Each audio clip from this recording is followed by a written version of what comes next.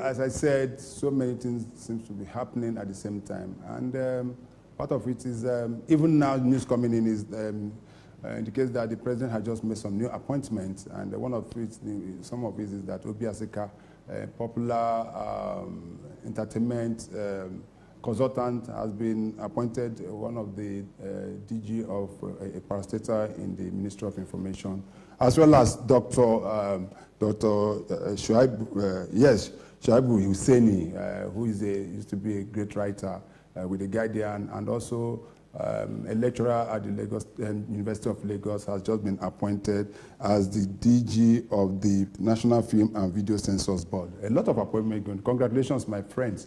Now, back to the studio. Today, we'll be discussing the issues arising from the verdict of the Supreme Court today. 8 governors had their verdict, and but most of them are smiling already, while those that lost at the Supreme Court are just counting their losses. Then we also discussed the issue of the Edu Gate, the issues involving the Minister of Humanitarian Affairs, Dr. Betta. Today, my guest is Dr. Bamidele Ayemibo. He's an author and international business coach.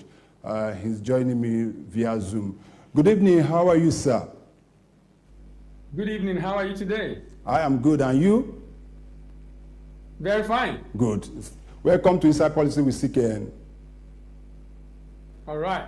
Okay, let us start with the most recent now, today's verdict of the Supreme Court. A lot of people are already talking about the Supreme Court, and in the past few months, so many people seem to be losing hope with the judiciary, as it were. But by the verdict of today, since that hope is being rekindled, which of the verdicts today surprised you or did not surprise you out of the 8 delivered by the Supreme Court? Kano State. You know, there were a lot of issues around Kano, even with the results, the judgment issue, what was declared and what was written in the certificate copy collected, and the fact that the state already was becoming very, very volatile with a lot of demonstration, and people are already wondering what will happen if eventually the pendulum swing the other way. That was of a particular interest to me, and like you said, it seems as if a number of people are believing that, okay, maybe the judiciary is indeed the last hope of the common man, in the sense that for what many lawyers, I'm not a lawyer, but what many lawyers believe is in the interest of the people, and what a lot of lawyers also say in the past that, look, it's not okay for people to vote, and for one error or the other, sometimes minor error or the other, of an electoral officer, the whole effort or the mandate of the people is thrown into the bin. So at the end of the day, it's making nonsense of the whole program. So Kano State is of particular interest to me. I've not gone through the others. I'll probably check them later, but I was particularly interested in Kano and following up on what is the call of Kano State. Kano, yes, as you said, but also another particular one is that of Plateau, because Plateau State, where the governor, the present governor, lost at the Court of Appeal, and part of what was raised was the pre-election, as they said, is more of pre-election matters, and pre-election matters includes delving into the activities of another party. The Supreme Court today said that no party has the right to delve into the activities of another party. So if there's anything concerning PDP, APC have nothing to do with it. That is what we call in law interloping, and so. But that is that. Then also, to a large extent, also Lagos State, our governor was able to. No, Lagos State, in my opinion, I was not expecting anything different from Lagos. I was not expecting different from Lagos. I mean, Lagos is a very important state for the ruling party, and with the issue raised by the appeal, I was not expecting anything different at the Supreme Court. In Plateau State, also in Zamfara State, the PDP also retained it, and the Supreme Court also said that the verdict of the Court of the Appeal Court on the issue of Zamfara, and saying that there should be new by-election in about 3 local government is null and void. 3 local governments, yes, it's null and void. So anyway, but while still dealing with it, I watched 3 of the governors. I watched the governor of Bauchi State, I watched the governor of Plateau State, and also watched the governor, in fact 4. I watched the governor of Kano State and also that of Zamfara. And one thing that was so common in their speech after the battle was that they thanked the President Bola Ahmed Tinubu for being neutral. They believe lack of interference. Yes, that he was so neutral. And were you surprised by that? No, because the verdict of the Supreme Court regarding the president already created a lot of baggage for the Supreme Court to have to deal with. So this, in my opinion, is a way of also renewing the image and making Nigeria to begin to believe that, okay, maybe indeed the court is the last hope of the common man. So I'm not surprised at all that it went this way, because a lot of lawyers have argued in favor of exactly what the Supreme Court have done. So I'm not surprised at all. Okay, fine. Then finally on that, so that could also be due to the newly constituted Supreme Court justices, as it were, because as you rightly remember, 11 new Supreme Court justices were just infused into the Supreme Court, and that seems to be like adding new blood into the system. Do you think that in itself could have helped in getting this kind of verdict? Because if you look at what happened in the past, I don't think so. like in the past, where you have a governor like that of Imo State who came forth in an election and was pronounced governor of the state. No, I don't think so. I feel the Supreme Court really need to renew its image, and this was a golden opportunity for that to happen, and that's exactly what they have done. So maybe the influence of the new judges contributed. I really will not be able to say, but I just believe, look, it was high time for us to begin to believe that, look, if you go to the Supreme Court, you really will get justice. And that's exactly what I think the Supreme Court is also trying to do in all the matters that we got the feedback, the final verdict today. Okay, let's go to the second leg of the program. That has to do with the crisis rocking the Ministry of Humanitarian Affairs, involving Dr. Betta. What was your feeling and what was your reaction when that story broke? Okay, first of all, one of the things I was going to say tonight in this program was that they need to scrap that particular agency. And I also saw the news, just like you mentioned, that that program is going to be scrapped. I think it's a good one. Knowing Nigeria for who we are and the kind of environment we are in, people take advantage of every opportunity to be able to enrich themselves. And having a program in which people are going to be disbursing cash, that gives a lot of room for corruption to happen. So sincerely, I'm not surprised what's happening, because it's not the first time it's happened in Nigeria. It has happened again and again. We saw what happened with this particular ministry during COVID, talking about people that were giving money to, and not many people can say, okay, look, they really were able to get those money. So the ministry have been entrenched in this kind of controversy for a very long time. So I'm not surprised at what is happening, actually. I think it has just become a cash cow for a number of politicians to be able to maybe recoup whatever they are invested in during the election. Let us put this in perspective. As we say in law, everybody is assumed to be innocent until it has been proven. And so it's still within the realms of allegation, irrespective of the fact that the minister who has been suspended, actually, in her response to the initial issues raised about that, actually admitted. But as a graduate of law, I know that I was taught that everybody remains innocent until proven. So we're going to wait and see how the investigation, until proven otherwise. But taking that further, now some people are also saying that it is even more worrisome because the 3 women involved in this, since the creation of the Ministry of Humanitarian Affairs, that ministry has been manned by 2 ministers, and all of them were women. And I think it was a deliberate attempt by the former president and the current president to make women head of that ministry because of the soft spots that they have towards humanity. But you can see that the former minister who is also being probed, and even the director in charge of the disbursement. The three of them are women and also under investigation. Does that in any way speak about this issue? Does it add some kind of flame to the discussion over the years that women need to be given more roles? No. We are not by any way saying that women No. are this, because they are still, of course, when it comes to issue of corruption, men take the higher role. But for the advocates of more women, when you remember that we have the affirmative action, which is about 33 or 35% affirmative action for women 35%. participation, yes. Do you think that this will do some level of damage to that quest? No. I don't think, it's a material which is at the end of affair. It's all about the system and structure that have been put in place. What I can see in that ministry, there is no structure for check and balances.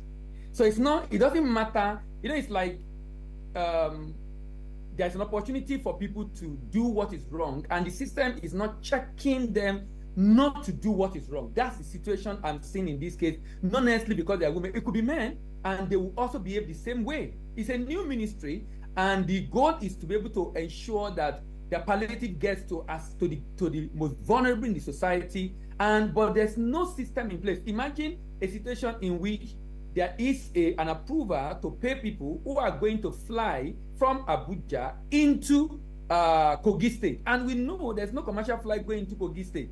So, and if that is approved, that's a sign that nobody is checking something. So that system to ensure that there's check and balances, to ensure if you are approving something, someone else is checking to be sure indeed this claim are valid. Those are the things I can see, and that's for me is really, really more worrisome. Because now look at another thing I'm looking at.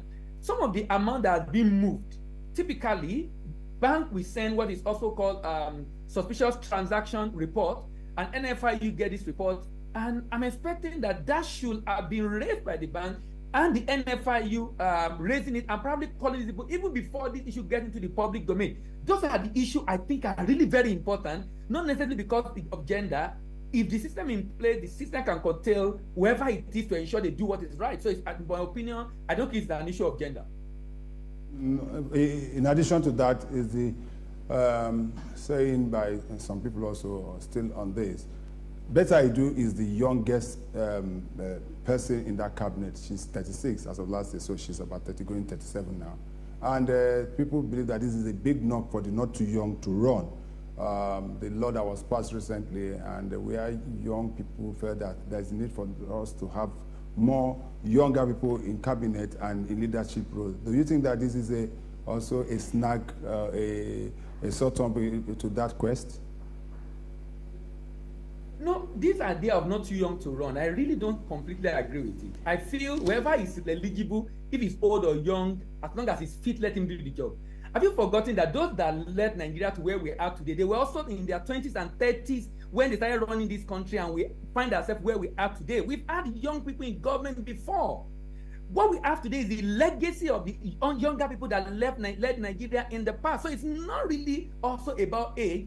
It's about who is this person. Does he have the capacity? Does he have the character? Does he have the competence to be able to get the job done? So that younger people are getting in make a lot of sense. But in my opinion, I don't think it's about younger people. It's about, be it young or old, does he have what it takes to do the job? I think that should be more important to us. Okay. Now, let us come to the president. A lot of reactions so far. And people are expressing some kind of surprise, the way, the swiftness with which the president reacted to this issue, unlike what used to happen in the past, especially during the regime of former president Muhammadu Buhari, who would rather just keep quiet and let things. What is your take on the reaction of the president on the matter? I think it's commendable. I think it's commendable. I think it's a very good sign. I hope the president keep it up. It's very, very, very commendable. It's very important, and it's also send message to other ministers that look, if you are found stained by corruption, you will be shown the way out. I think it's commendable, and I think it sends a strong message to whoever it is at the different level of government to be able to ensure they are above board and doing exactly what is expected of them and not finding themselves in a mesh. Imagine the minister that seems to be a star now, it seems to also be affected. I'm talking about the Olubunmi Ojo, the Minister of Interior, and that's what we should see in our country. that someone is performing does not mean if there's an infraction, then we should overlook what he has done because he's performing. So, and I heard the president call him and he has to go and explain himself to the president. I think he's sending a strong message to the nation, to Nigeria, that it seems as if the president is really very serious about dealing with this issue that's dealt with Nigeria for so long. Yes, you talked about Tunji Ojo, the Minister of Interior. Just about 48 hours ago, the PDP issued a statement asking the president to suspend the minister over his alleged involvement in the scandal involving a company that he has some level of representation. Are you of that school of thought as well? It's important that investigation is carried out. If his presence in that seat will not affect investigation, because it's not in his ministry. If it's in his ministry, maybe suspending will be necessary because of influencing and information. But I think since it's not in his ministry, it's in another ministry where it does not have jurisdiction, I think the information can go on to duly ascertain his claim as to the fact that it's not influencing what is happening in that. So I'm indifferent, either it's removed or not. If it's in his ministry, I think it would be good for him to be suspended, just like Betta I do. But in this case, not his ministry, but the investigation still have to be done to be sure that indeed his claims are very correct. Now, that takes us to the next question, and that is the skepticism by some Nigerians. Some Nigerians are so pessimistic. And when it comes to the issue of investigation in government in Nigeria, we've seen so many investigations in the past, so many that we can't even so they are taking this with a pinch of salt, believing that this particular issue may just go the way of the others before it. Do you also agree? Do you believe that, or do you agree with them? I like to give people benefit of the doubt. So it's a new president and it's a new EFCC chairman. I think we should just give benefit of the doubt and allow them to do investigation and see what the president do afterwards. Making the report available for the public to be aware and the steps that happen afterwards, because it's not just about investigation, it's also prosecution afterwards. If you fall culpable, to ensure there's prosecution, because until we begin to deal with this issue, it will not stop.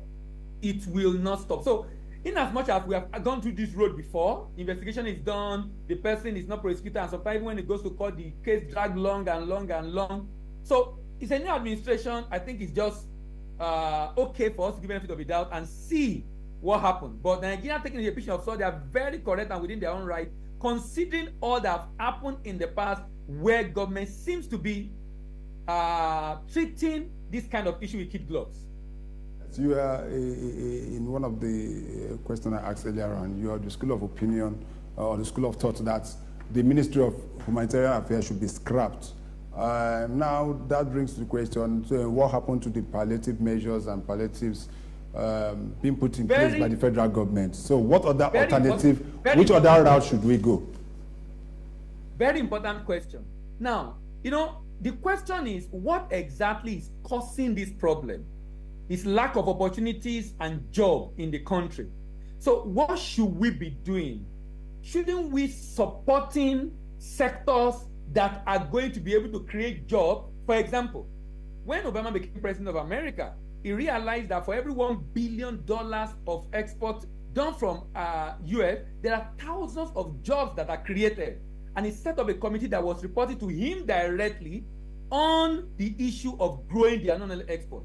Nigeria needs to grow his manufacturing sector to be able to export and exporting value-added goods. I'm just using export as an example because that's the region where I operate. I feel now, for example, one of the reasons why people are afraid to take some risk as far as even doing shipment abroad to generate forex that we are in need of is concerned is the risk in those countries.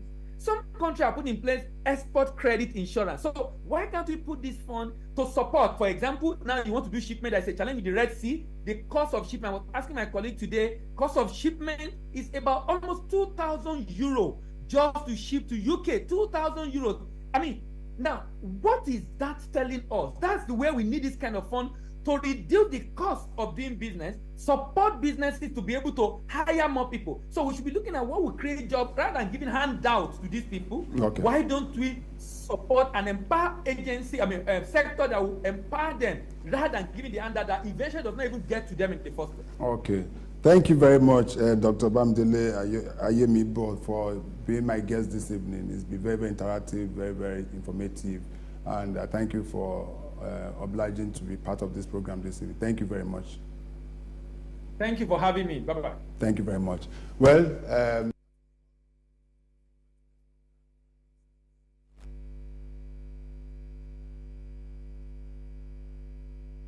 my cameraman looking at me here, and those that they control. Thank you very much for watching. Join me same time next week for another edition of Inside Politics with CKN.